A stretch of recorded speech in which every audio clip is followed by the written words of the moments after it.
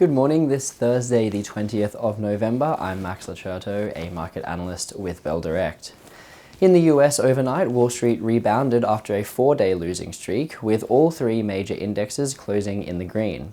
The S&P 500 gained 0.5%, while the Dow Jones edged 0.1% higher, and the Nasdaq advanced 0.8%, driven by a new all-time high for Google's parent company Alphabet, as well as a 3% gain for Nvidia ahead of its pivotal earnings release this morning.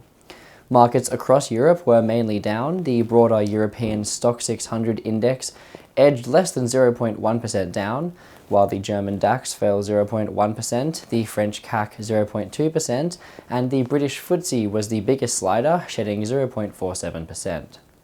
In Asia, China's CSI gained 0.44%, but the other major markets all slid, including Hong Kong's Seng retreating 0.38% and Japan's Nikkei losing 0.34%.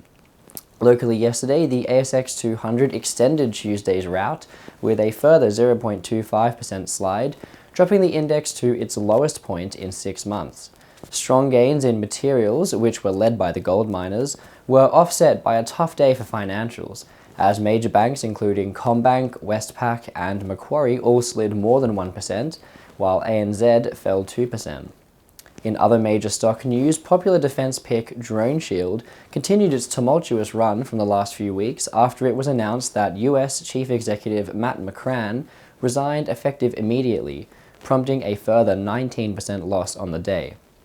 After hitting peaks of over $6.50 per share as recently as October, the stock closed trading at less than $2 per share yesterday.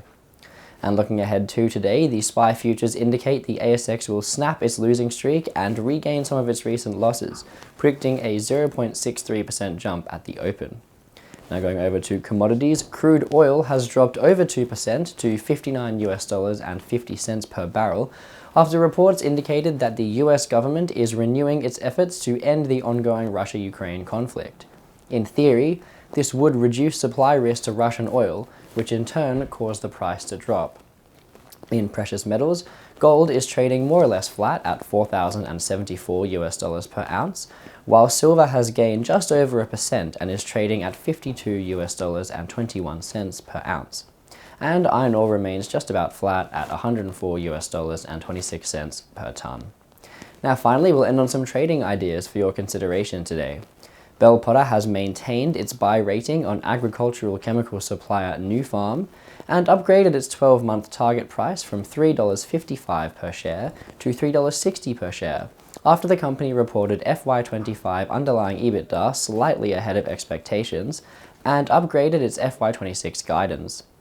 And Trading Central have identified a bullish signal in ResMed, indicating that the price may rise from the close of $37.98 per share to the range of $43.50 to $44.75 per share over a period of 29 days. That's according to the standard principles of technical analysis.